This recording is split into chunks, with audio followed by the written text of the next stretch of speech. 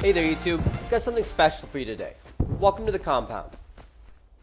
This base has 4 towers that surround a central large furnace building. Each of the outer towers is on its own tool cupboard radius, making this base very hard to greet. All the buildings are also linked by bridges, allowing you to move around very easily. This base also has excellent fields of fire and a surprise kill zone above the large furnace so you can fend off online raids. Let me start by showing you the build and fortify, beginning with the tool cupboard placements. This is just about as close as you can place 4 tool cupboards in Rust. It's important that you select a location that is large enough and flat enough for you to build the entire foundation.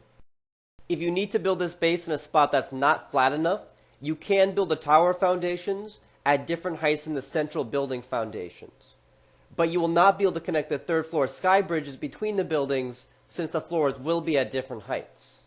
You can build enough of the sky bridges though so you can jump across the gap. If you're interested in doing this but don't understand how, let me know. I'll let the video play through each floor. Pay careful attention to what I've honeycombed and what I haven't. There's one main loot area in each of the towers and a main loot room above your large furnace in the central base. Each tower takes 6 C4 to get the TC. Each tower takes 19 rockets to collapse all of the loot rooms to the ground from the ground. If someone gets onto the roof, they can take out all the doors to the loot rooms in a tower with 9 C4. Therefore, it may not make much sense to add more honeycombing to the towers to protect the loot rooms, because there's a good chance the loot will still be just as vulnerable from a different direction. It may be worthwhile to honeycomb your TCs more. You'll notice that raiders will be able to boost into the loot area of the central building from on top of the large furnace. For raiders who try to do that, there's a surprise kill zone waiting for them. Let me show you. There have been recent changes to how large furnaces work. You used to be able to fit a large furnace into a 1-story building with a roof over it and everything. The chimney would be sticking out, but you could still do it. Now you have to leave the space over the furnace empty. See how this design allows you to have a large furnace in the base? And see how it also encourages raiders to boost up straight into a shooting gallery. First, take a look at how I have this loot room set up so that the loot is separated, but it still feels like you have your loot in one big loot room. It's safer and convenient. Now imagine you're being online raided and your enemies, predictably, blast their way into the center of your base. You can shoot through the prison cell bars here from all directions and make their day difficult. Do be aware that you do need to use the triangle ceiling tiles and not square ones, and leave the center space open or the large furnace won't fit.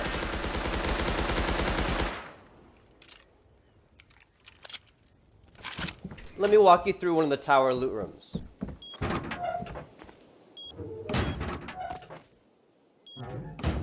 Again, notice how your loot is safer because it's split up, but how it also feels like it's just in one big loot room. It's safe and convenient.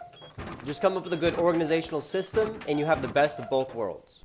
I put the boxes right in the front so that you don't even need to enter the 1x1s. Keep in mind that you should upgrade the floors of your loot rooms to sheet metal. You should also upgrade all walls that are between 2 different loot rooms to sheet metal as well. This is to make it harder for raiders to pick through to your loot. Now let me highlight for you some angles of fire from the roof. What makes this design strong is that you can target every point around the walls from multiple different places. It makes it hard for the enemy to know where you are so you can surprise them.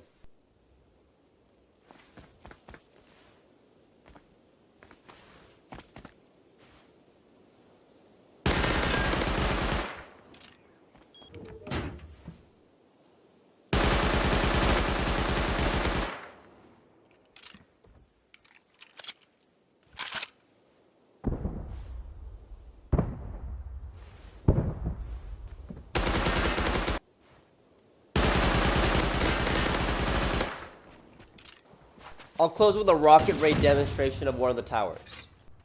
I'll also explain my reasoning behind how I came up with the minimum number of explosives that you will need to raid this base. 4 rockets will take out the outer walls of the tower.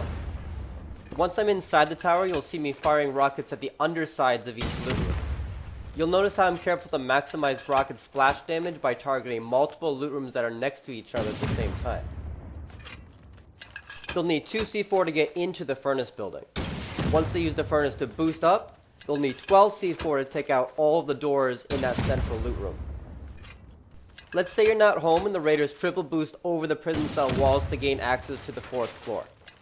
The raiders can then use C4 to raid all of the towers through the doors. That's 9 C4 for each tower.